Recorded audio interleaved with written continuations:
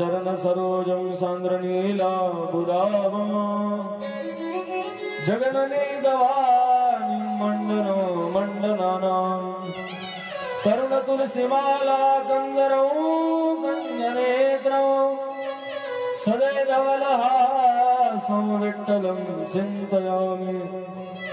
आजच्या या कथेचा आरंभ करत असताना मी आवाहन करतो, राजा आपल्या चरित्राचा जागर गणरायाच्या दरबारामध्ये आम्ही मांडलाय। आपल्याला विनंती करतो राजे, आपण या धर्म मंडपामध्ये सिंहासनावर सिंहासनस्थ व्हा आणि ह्या कथेला आम्हाला आशीर्वाद द्या। या महाराज आपलं स्वागत आहे। आइए महाराज विराजिए, आइए महाराज विराजिए। प्रणाम आहे गणरायाला,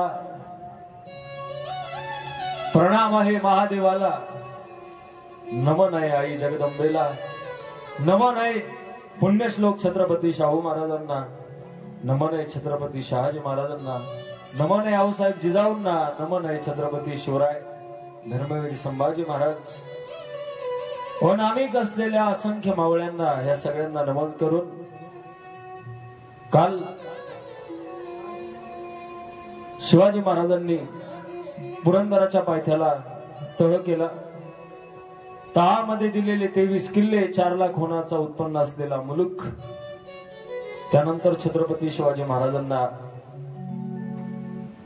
मिर्झा राजानं गळ घातली। राजे तहानुसार आपल्याला आग्र्याला यावं लागेल। काल आपण कथेच्या शेवटी बघितलं, महाराज सुरुवातीला जाण्यास तयार नव्हते, पण शिवाजी महाराजांना मिर्झा राजानं सांगितलं, आपल्या जीविताची काळजी आमच्या तळ हातावरती असेल, आपल्या रक्षणाची जबाबदारी आम्ही घेतो, राजपूत आहोत, शीर कलम करू, शब्द बदलणार नाही, शब्दात बदल होणार नाही। शिवाजी महाराज तयार झाले। 1 वर्षभरापूर्वी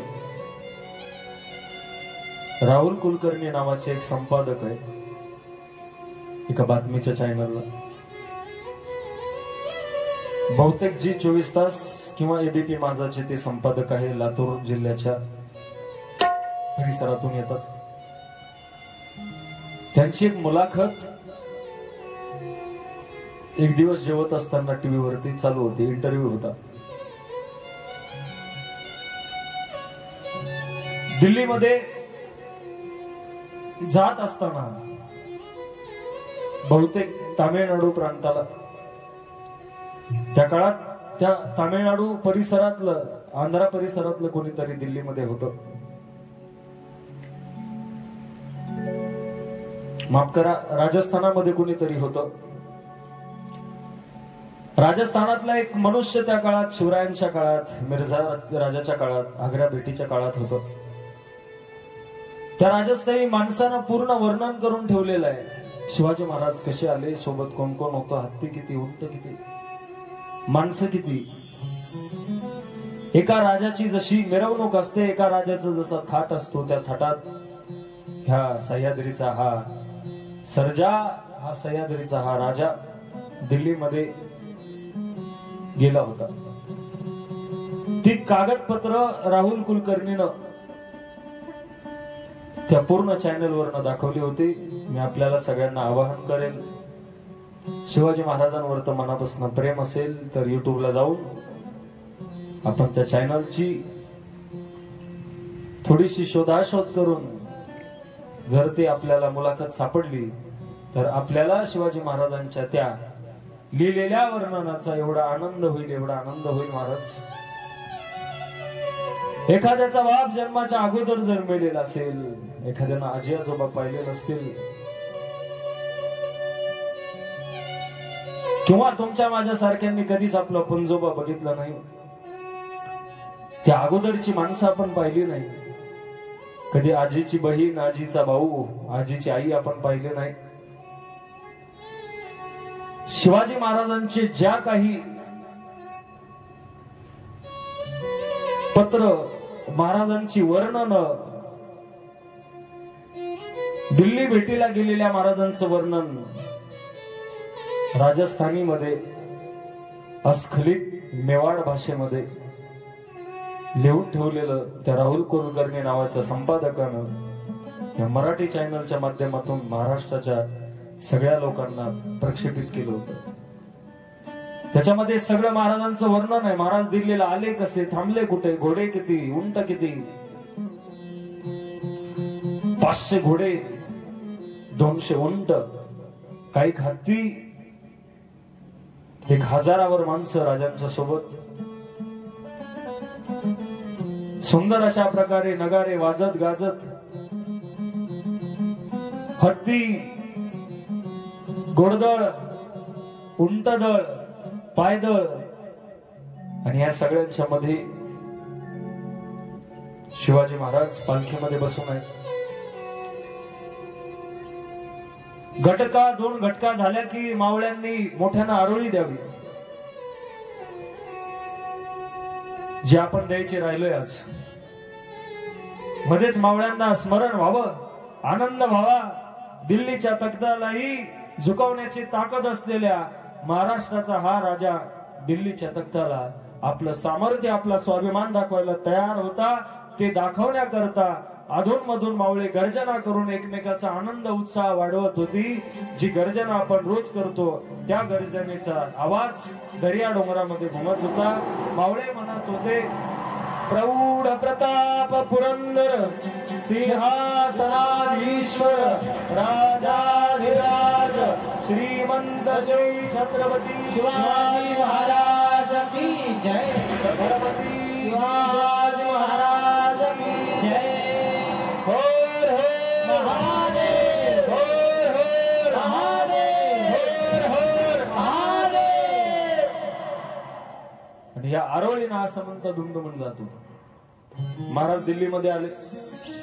दिल्लीत आल्यानंतर छत्रपती शिवरायांची व्यवस्था मिर्झा राजांनी खास आपल्या मर्जीतल्या माणसांसोबत केली होती. आपण कधी लाल किल्ला बघितला असेल दिल्लीतला, माफ करा आग्र्यातला, तर त्या आग्र्याच्या लाल किल्ल्यामध्ये आजही ती जागा आहे ज्या ठिकाणी छत्रपती शिवाजी महाराज उभे राहिले. त्या जागेवरती 19 फेब्रुवारी 2023 रोजी दस्तर खुद्द योगी आदित्यनाथ उत्तर प्रदेशचे मुख्यमंत्री आणि महाराष्ट्राचे एकनाथराव शिंदे या दोन्ही मुख्यमंत्र्यांच्या उपस्थितीत आज आणखी 2 दिवसांनी त्याला वर्ष होईल. तो कार्यक्रम ज्या ठिकाणी शिवराय उभे होते त्या औरंगजेबाच्या महालामध्ये मोठा कार्यक्रम गेल्या वर्षी झाला. त्या कार्यक्रमाला आवर्जून मी सुद्धा उपस्थित होतो. आपल्याला जर बघायचे असले तर माझ्याकडे फोटो व्हिडिओ आहेत. मी एकटा नव्हतो, मी होतो हे मला नाही सांगायचं. आपण काय करतो हे कशाला सांगायचं. आपण काय करतो हे हळूहळू लोकांना माहिती होतच असतं. सांगण्यात कोणता मोठेपणा आहे. 19 फेब्रुवारी 2023 ला मी तर तिथे होतोच, पण मी माझ्या संभाजीनगरातून 100 माणूस नेलं होतं 19 फेब्रुवारीला लाल किल्ल्यामध्ये आग्र्यामध्ये. महाराजांचं काय स्वागत आणि काय थाट असतो उत्तर प्रदेशात तो दाखवण्याकरता या मातीतून 100 माणसं मी घेऊन गेलो होतो. हे मला सांगायला मात्र आपल्या समोर नक्कीच आवडेल. 100 लोकांना ही घटना मी दाखवली, ती जागा दाखवली. या जागेवरती राजे उभे होते. औरंगजेबाचं जे सिंहासन होतं ते महाराजांच्याच काय एक 10-15 फूट उंचीवरती त्याचं ते दगडाचं पाषाणाचं सिंहासन. उंचवट्यावरती त्याचं अशा प्रकारची बसायची बैठक. शामियाने सजलेले असायचे. त्या दरबारामध्ये त्या वास्तूमध्ये 400 वर्ष होऊन गेले त्या वास्तूला, पण आजही त्या किल्ल्याचं बांधकाम जे राजपुताच्या जुन्या सरदारांनी राजेरजवाड्यांनी केलंय त्याचं कौतुक करावं तेवढं थोडं. आपण कोणत्या लोकांचे वंशज वारसदार आहोत, आपले बाप काय ताकदीचे होते जर बघायचं असेल तर कधीतरी गड किल्ले बघा. जा कधीतरी देवगिरीला निक्षून बघा. तिथं जाऊन फक्त फोटो आणि सेल्फी काढण्यात मशगूल असतो आपण. राजगडावरती लोक समाधीला जातात, समाधीच्या समोर उभे राहतात, राजांकडे पाठ करतात, सेल्फी घेतात, व्हॉट्सअप फेसबुक इन्स्टाला टाकतात. आम्ही राजगडला जाऊन आलो. मी विनंती करेल आपल्याला, कधी गडावरती गेल्यावरती मोबाईल बाजूला ठेवा. आणि माझ्या राजाची स्पंदनं तिथं जाणवतात का बघा. देहानं गेलेला राजा विचारानं त्याची स्फूर्ती देण्याकरता आजही राजगडाच्या अवतीभोवती कुठेतरी छत्रपती घुटमळत असतील, शोध घेत असतील राजे सुद्धा. असा एखादा मावळा यावा ज्यांना आयुष्य नको, ज्यांना वेळ नको, ज्यांना शक्ती नको, ज्यांना मला हृदय द्यावं, ज्यांना मला बुद्धी द्यावी, ज्यांना मला मनगड द्यावं, ज्यांनी मला मस्तक द्यावं, ज्यांनी मला मांडी द्यावी, ज्यांनी मला मनका द्यावा, ज्यांनी मला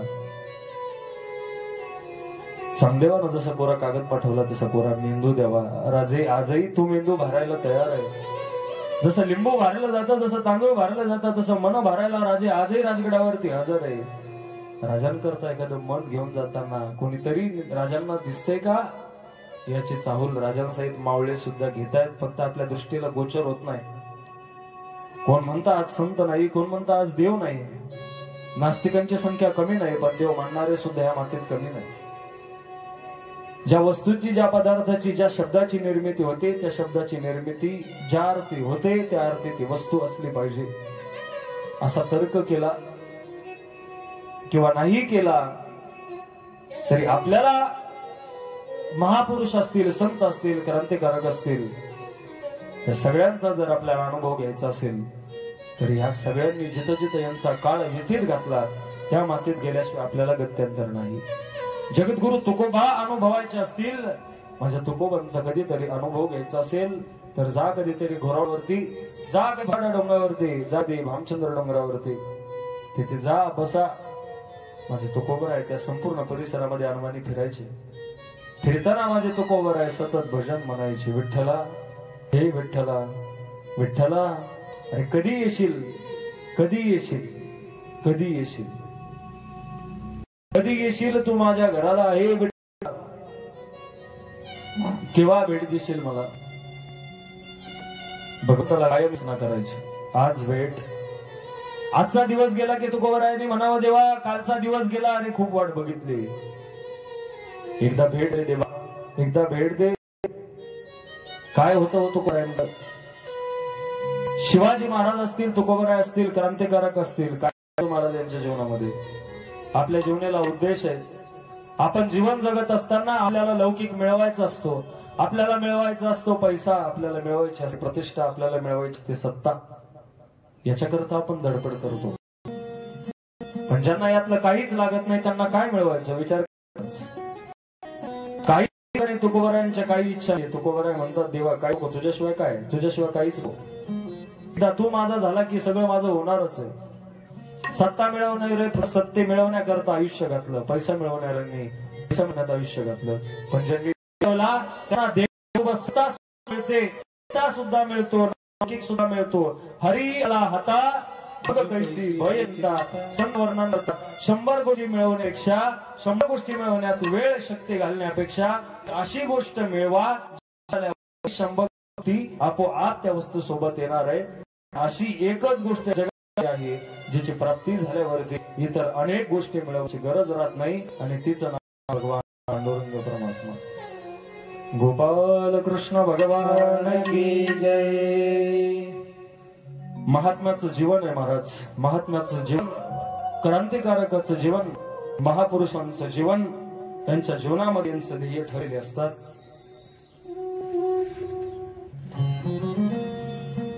आणि त्या साधुत्वाचं लक्ष, त्या महापुरुषाचं चरित्र आपल्या सगळ्यांच्या आशीर्वादानं सुरू आहे.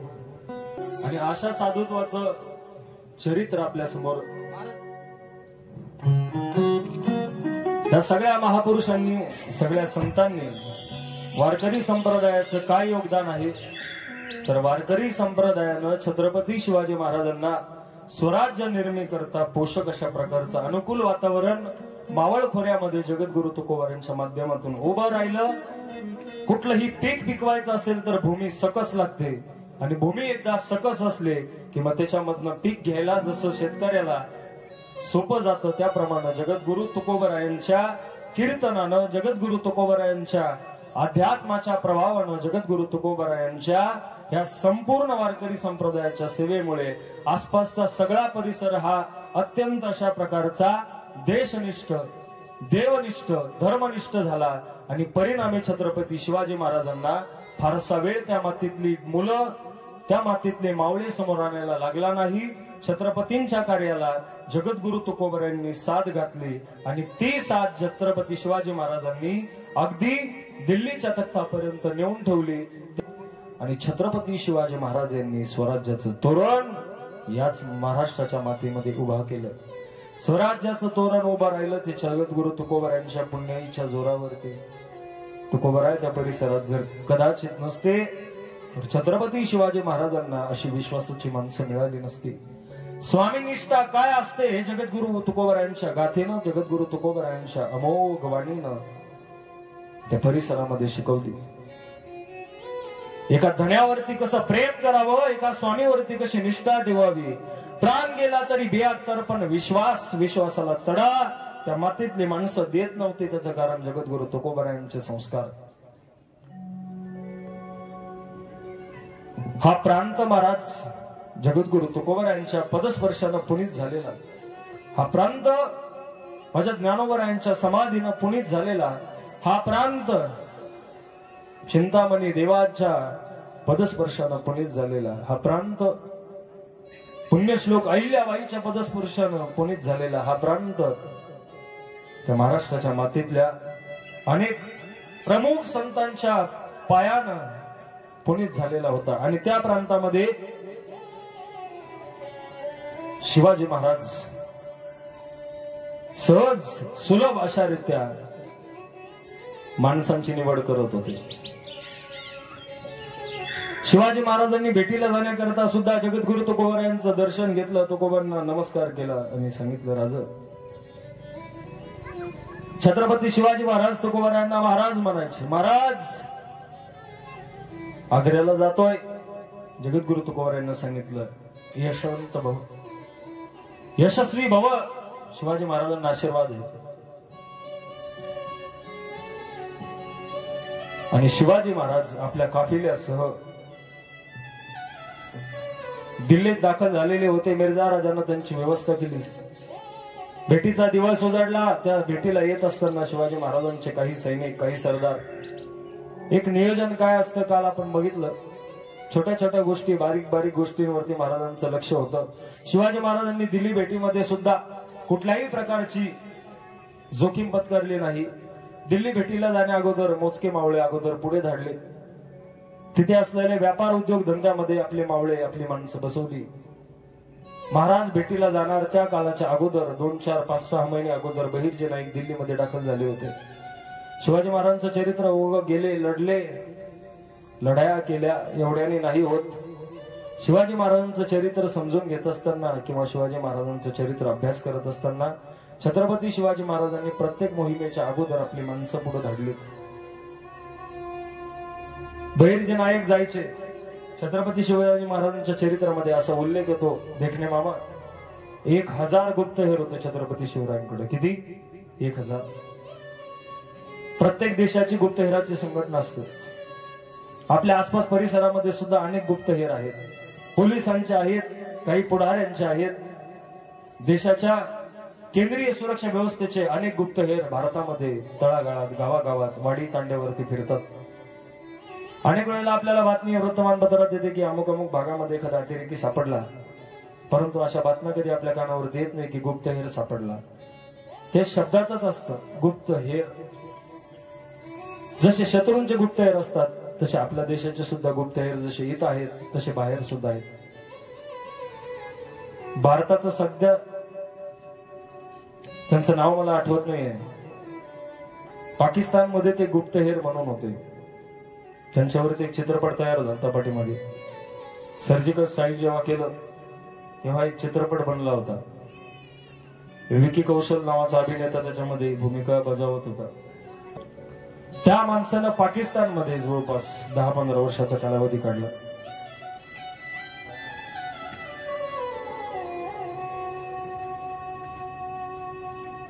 पाकिस्तानमध्ये राहत असताना सगळं मुस्लिम वेश धारण करायचा, मुस्लिम बोली बोलायची, मुस्लिम देहबोली काढायची. चुकून सुद्धा एखाद्याला भनक लागली की आपण मुस्लिम नाहीत तर तिथं कत्तल होणार. आता 10-15 वर्षापूर्वीचा कालखंड आहे. 90च्या दशकात तो मनुष्य 10 वर्ष पाकिस्तानमध्ये होता.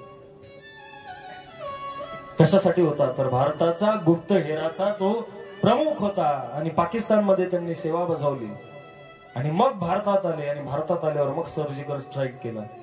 आजचं शासन जर एखादा स्ट्राईक करायचा असेल तर 10 वर्ष अगोदर तयारी करत असेल तर आजचं शासन, आजचं लष्कर ज्यांच्याकडे पाहून आपल्या लष्कराची जमवाजमव किंवा आपल्या लष्कराचं व्यवस्थापन करते ते छत्रपती शिवरायांची युद्धनीती, कूटनीती काय विचारशील असेल त्याचा आपण अंदाज लावू शकत नाही. दिल्लीला जात असताना कमीत कमी वर्षाहून अधिक कालावधीमध्ये छत्रपती शिवरायांनी काही शेकडो हेर त्या मातीमध्ये पेरले होते. विश्वास स्वतःवरती प्रचंड होता. औरंगजेबानं काहीही केलं तरी शिवाजी महाराजांना राजगडावरती निघताना स्वतःवरती विश्वास होता. काहीही झालं तरी सही सलामत हे 1000 लोक परत घेऊन येईल, विश्वास स्वतःवरती होता. कुठलंही काम करत असताना अगोदर स्वतःवर विश्वास पाहिजे. एक वाक्य मी नेहमी सांगतो, have faith is God, have faith is संत आणि हॅव फेथ इज शास्त्र. विश्वास ठेवायचा देवावरती ठेवा, विश्वास ठेवायचा शास्त्रावरती ठेवा आणि विश्वास ठेवायचाच असेल तर विश्वास संतावरती ठेवा. या 3 जागेवरती ठेवलेल्या विश्वासाला कधी तडा जात नाही. पूर्ण विश्वास या 3 ठिकाणी ठेवला तर आयुष्याचं कल्याण झाल्याशिवाय आपलं जीवन राहत नाही. संतावरती विश्वास ठेवा, संतांची पायी हा माझा विश्वास. म्हणून तुकोबराय म्हणतात, सर्व भावे दास झालो त्यांचा. दास्यत्व स्वीकारलं संतांचं, दास्यत्व निकट हनुमंते पै केले. विश्वास ठेवला शास्त्रावरती, शास्त्र सांगेल ते ऐकायचं, शास्त्रावरती विश्वास आहे. शास्त्र सांगतं ज्ञानेश्वरीचं पारायण करा, शास्त्र सांगतं हरिपाठ करा, शास्त्र सांगतं नित्य नियमानं काकडा करा, आयुष्याचं कल्याण होणार नाही. आपण नियमानं नुसता हरिपाठ जरी म्हटला तरी आपल्याला मेल्यानंतर घ्यायला ज्ञानोबराय जर नाही आले तर या मातीतून पुन्हा कीर्तनाच्या गादीवर बसायची इच्छा मी कधी ठेवणार नाही. नित्यानं फक्त हरिपाठ घ्या महाराज, नित्यानं फक्त हरिपाठ घ्या, फक्त हरिपाठ घ्या नित्याने. बाकी कथा कीर्तन प्रवचन वारी हा प्रांत फार दूर आहे. नित्यने वनामी ते प्राणी दुर्लभ, नित्यने वनामी ते प्राणी दुर्लभ. फार फार अवघड नाही सांगितलं संतांनी.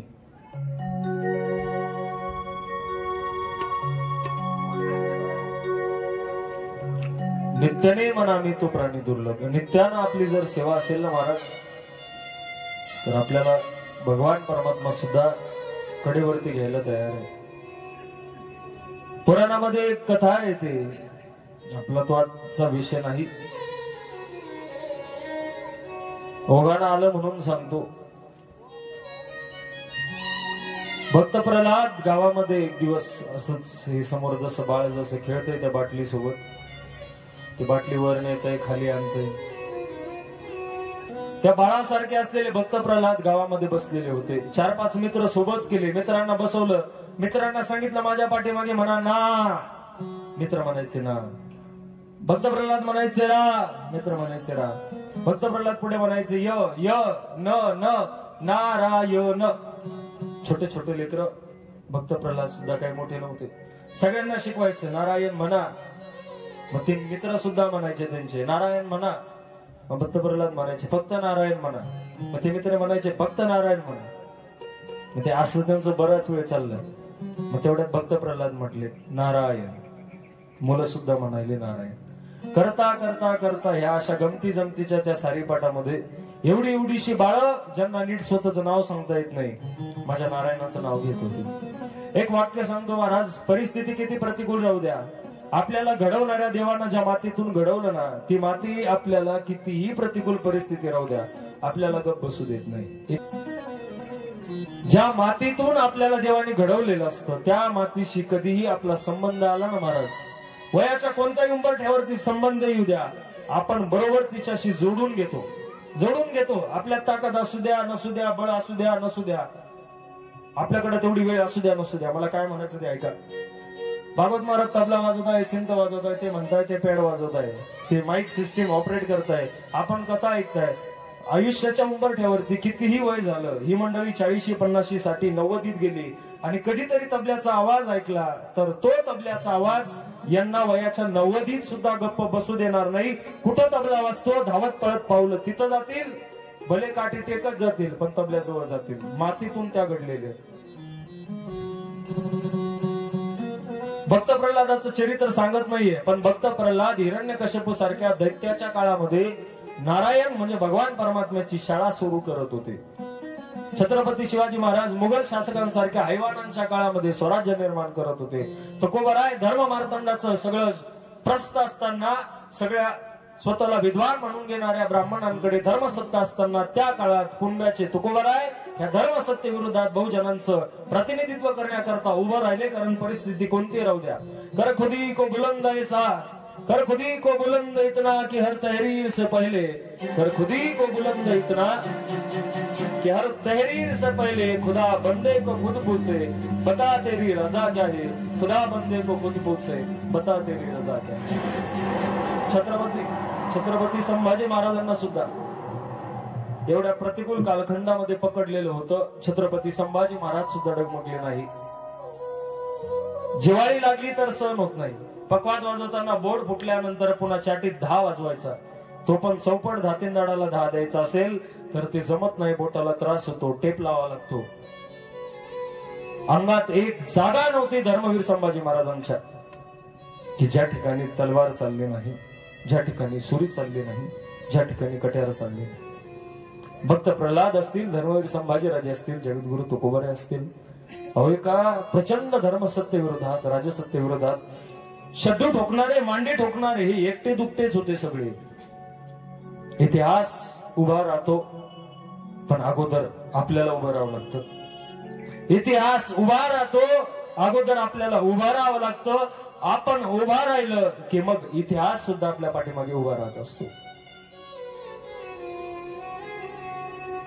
भक्त प्रल्हादांना बापाला ताकीद दिली, तू परत जर मला आडवाला देवाचं नाव घ्यायला तर याद राख, विसरून जाईल तू बाप आहे म्हणून. हे म्हणायला ताकद लागते महाराज. चूक करणारी व्यक्ती कोण आहे बघायची नसते. चूक करणारी व्यक्ती चूक करते एवढं लक्षात ठेवायचं असतं. कोण म्हणतं शिवरायांच्या चरित्रावरती रामायण महाभारताचा परिणाम नव्हता. रांजाच्या पाटल्यानं घातलेला हात शिवरायांनी बघितलं नाही तो पाटील की कोण आहे. शिक्षा फरमावली, चौरंग करायचा केला. शिवरायांच्या सख्या मेवण्यांकडनं, गायकवाडांकडनं चूक झाली. त्यांना काळकोठडीत पाय कापून टाकला. हे कुठून शिकले होते शिवराय. भक्त प्रल्हादाला एवढा विरोध झाला, अजिबात डगमगला नाही. बापानं सांगितलं देवाचं नाव घ्यायचं नाही, घेणार. कडेलोट झाला, हत्तीच्या पायदळी तुडवलं, उकळतं तेलात घातलं, नाही डगमगले. बर दरबारामध्ये बोलावलं, तुला एकदा सांगितलं ना देवाचं नाव घ्यायचं नाही, नारायणाचं नाव घ्यायचं नाही. भक्त प्रल्हाद म्हटला देवाचं नाव घेतल्याशिवाय बाबा मी राहणार नाही. तुम्ही का माझ्या देवाविरुद्ध एवढं हे करता. काय केलंय माझ्या नारायणाने. सगळ्या जगाला पोचतो तो, त्याच्याशिवाय सत्ता नाही, त्याच्याशिवाय पान हलत नाही, त्याच्याशिवाय मंडपात हवा येत नाही, त्याच्याशिवाय श्वास घेऊ शकत नाही, आणि तुम्ही त्याला विरोध करता. हे तुमचं राज्य वैभव जे सगळं चालू आहे त्याच्या कृपेनं चालू आहे.